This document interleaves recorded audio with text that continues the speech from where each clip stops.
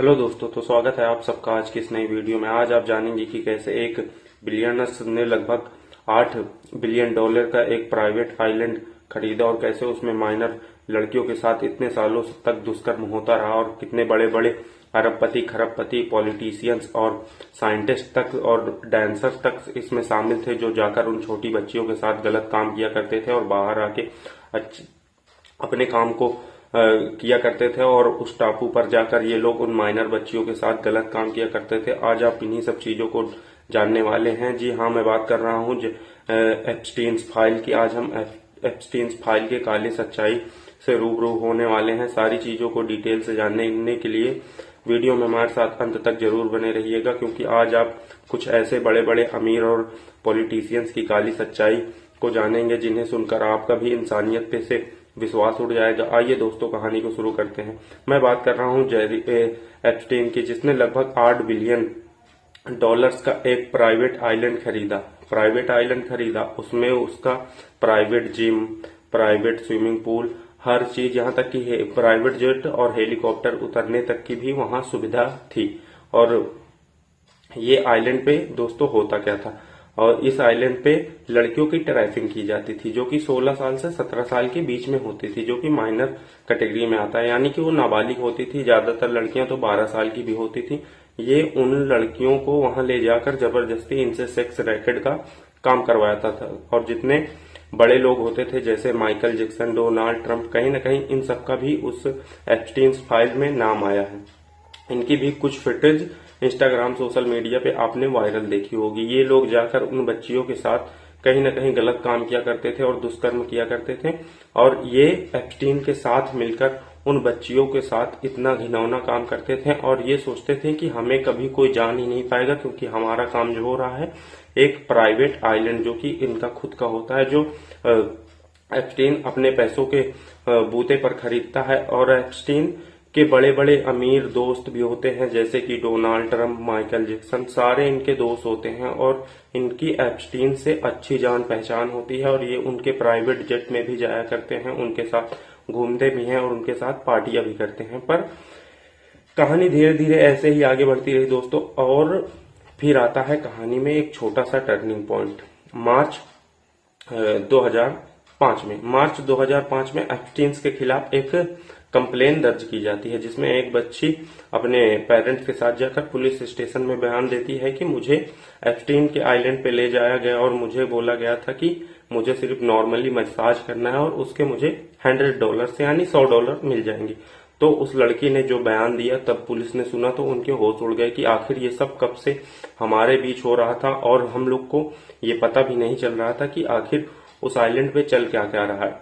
तब फिर वो लड़की बताती है कि मुझे मेरे स्कूल की ही एक लड़की ले जाती है। वो मुझसे बोलती है कि तुम्हें चलना है, बस एक व्यक्ति को मसाज करना है और उस मसाज के तुम्हें $100 दिए जाएंगे। तो वो लड़की उस बच्ची के साथ चली जाती है। जब उस बच्ची के साथ वो लड़की जाती है, तब वो उसी आइलैंड पर जाते हैं और जब वो उस आइलैंड पर जाते हैं तो उनसे एप्स्टीन्स सिर्फ एक टॉवल पहने हुए मिलता है। एक टॉवल मीन्स कि पूरे बदन पे कोई कपड़ा नहीं, और एक टॉवल पहनकर वो उस लड़की से मिलता है और वो उस लड़की को बोलता है कि आओ मेरा मसाज करो। जो लड़की पुलिस कंप्लेन करवाने गई थी, उस लड़की से बोलता है कि आओ मेरा मसाज करो। जब उसका मसाज किया तो उस बच्ची के साथ दुष्कर्म किया जाता है, उसका मतलब रेप किया जाता है, उसके साथ घटिया हरकत की जाती है। और वो जो बच्ची उसको ले जाती है, उसके भी साथ यही गलत काम होता है। तब पुलिस सोच में पड़ जाती है कि आखिर इतने दिन से, इतने सालों से ये सब कार्य चल रहा है और पुलिस इससे ना एकदम अनजान होती है। तब फिर इस एप्स्टीन के खिलाफ एक केस दर्ज किया जाता है और उसे गिरफ्तार किया जाता है। फिर पुलिस जाके छानबीन करती है और उन बच्चियों से पूछताछ करती है, तो फिर 2 और नई बच्चियों के नाम आते हैं। जब पुलिस उनसे दोनों से पूछताछ करती है तो 4 और नई बच्चियों के नाम आते हैं। इस तरह टोटल करके 32 लड़कियों के नाम आते हैं, जो कि 16 से 15 साल की होती हैं, उन्हीं के नाम आते हैं। इस प्रकार से एप्स्टीन्स के ऊपर एक सॉलिड केस बन जाता है, जिसके बूते पर उसे कोर्ट ले जाया जाता है। इसके बाद एप्स्टीन का एलेक्जेंडर कोस्टा ये जाके वकीलों से मिलके एक मीटिंग करता है कि एप्स्टीन को ज्यादा दिन तक जेल न काटना पड़े और ये जेल से छूट जाए। इसका मतलब कि ये बाहर जाके अच्छे अच्छे पॉलिटिशियंस जितने एप्स्टीन के दोस्त थे उनसे जाके हर तरह की बात बताने लगता है और उनको मिलाने लगता है कि ये बंदा ज्यादा दिन तक जेल में नहीं रहना चाहिए। और होता भी यही दोस्तों, एप्स्टीन 2 केसों को अपने नाम ले लेता है कि हाँ ये 2 काम मुझसे हुए, और वो आप ये सोच लीजिए कि आसान भाषा में आपको बता दूं कि छेड़छाड़ के रिलेटेड इसी टाइप के 2 केस वो अपने ऊपर मान लेता है कि हाँ मैंने किया है। इसके बाद इन 2 केसों को अदालत में सुनवाई होती है, तो इनके मुताबिक एप्स्टीन को 14 महीने का कारावास मिलता है, यानी 14 महीने की जेल होती है। और जेल भी ऐसी दोस्तों, जेल भी ऐसी हुआ करती थी कि वहां पूरी फैसिलिटी होती थी। एप्स्टीन को एक हफ्ते में 6 से 7 दिन, एक हफ्ते में 6 से 7 बार अपने ऑफिस जाने के लिए परमिशन मिल जाती थी, और ये 12 घंटे तक अपने ऑफिस में रह सकता था, आराम से जाके घूम सकता था, टहल सकता था, एप्स्टीन अपने सारे काम को कर सकता था। ये सिर्फ उस जेल में नामचार को आता था, सिर्फ रात को सोने के लिए। जब ये रात को उस जेल में सोने आए, और इसी तरह करके इसने सिर्फ, इसको सजा 14 महीनों की हुई थी, पर इसने 2 ही महीनों की सजा काटी। मतलब कि इसको 14 महीने की सजा होने के बावजूद भी ये 2 महीने में जेल से बाहर आ गया।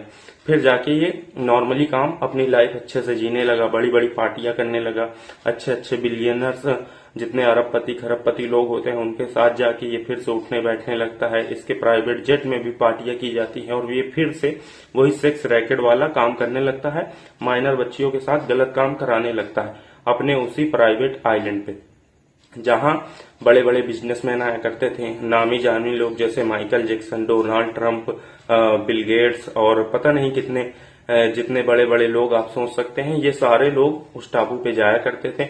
यहाँ तक डोनाल्ड ट्रंप का तो यहाँ तक मानना था कि डोनाल्ड ट्रंप एप्स्टीन को अपना बहुत ही करीबी मित्र मानना करते थे, और हफ्ते में 3 से 4 बार डोनाल्ड ट्रंप एप्स्टीन से बात जरूर किया करते थे फोन पे। और जब वो बात किया करते थे तो वो एप्स्टीन से बोला करते थे कि उस लड़की के साथ कितना मजा आया, इस लड़की के साथ कितना मजा आया। ये एप्स्टीन से इस प्रकार की बातें फोन पे किया करते थे। ये बयान डोनाल्ड ट्रंप की पर्सनल सिक्योरिटी ने खुद आके मीडिया के सामने दिया था कि वो हफ्ते में कम से कम 4 से 5 बार एप्स्टीन के से फोन पर बात किया करते हैं, और ये महीने में 1 से 2 बार जरूर एप्स्टीन के प्राइवेट जेट में सफर करते थे। और एप्स्टीन के प्राइवेट जेट में होता क्या था दोस्तों, उसके प्राइवेट जेट में भी यही होता था। छोटी छोटी नाबालिग बच्चियां रहती थी जिनकी उम्र कम से कम मात्र 12-13 साल हुआ करती थी। वो उन प्राइवेट जेट में इनको मतलब ड्यूटी दिया करती थी, या इनका सारा काम किया करती थी। काम करने से क्या मतलब है, ये लोग जाते थे एप्स्टीन के प्राइवेट जेट में, ये उनके साथ रेप किया करते थे, दुष्कर्म किया करते थे, जो भी गंदा काम आप सोच सकते हैं, ये उन छोटी छोटी बच्चियों के साथ यही काम प्राइवेट जेट में किया करते थे। अब हमारी कहानी में हुआ क्या दोस्तों, हमारी कहानी में ये हुआ कि जो कहानी का विलन है जेरिफ एप्स्टीन, ये बरी हो गया। ये जाके नॉर्मली अपनी जिंदगी जीने लगा, और अच्छे से फिर से लग्जरी लाइफ जीने लगा, पार्टियां करने लगा, और अपने काम को भी कायदे से चलाने लगा।